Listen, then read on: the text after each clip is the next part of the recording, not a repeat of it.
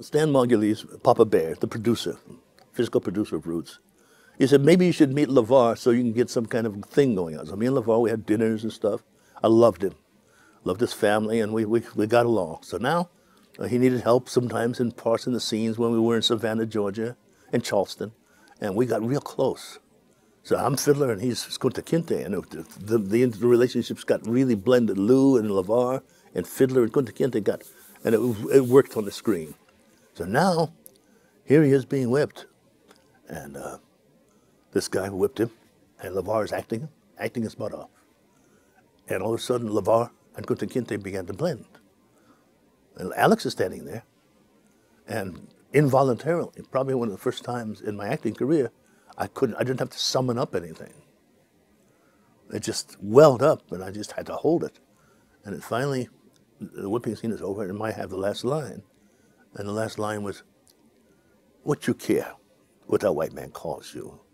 Toby. Kunta. Kunta Kinte. That'll be your name. That's what you'll always be." And that was the last line of the scene. And I looked down at LeVar. I kept putting ice water on his wrist, and I said, "There's going to be a better day. You understand me? There's going to be another day." And then the director cut, and everybody went home. I don't really remember saying that, but Alex keeps talking. He used to talk about it when he spoke, but it came from the bottom of my feet. I don't know what I meant, but I think I do know what I meant, because it was very, very important.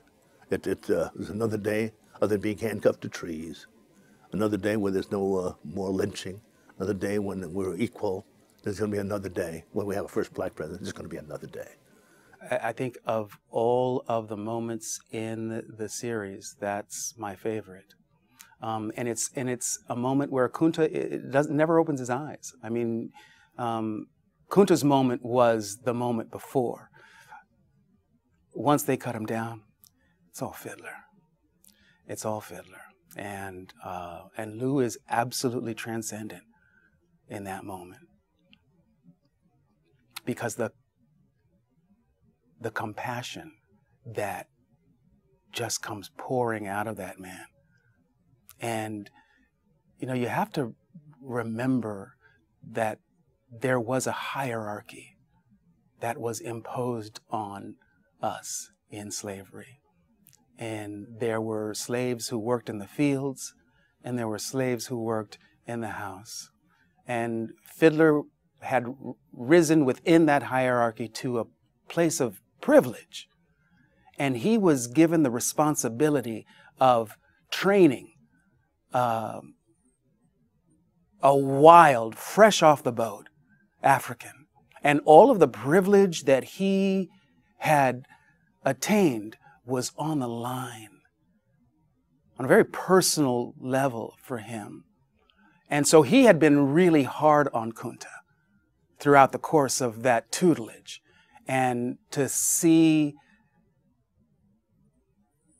Fidler go where he went with that, to see Lou take that character in that direction, in that moment, and really fully embrace Kunta and everything that Kunta stood for, and you get the sense of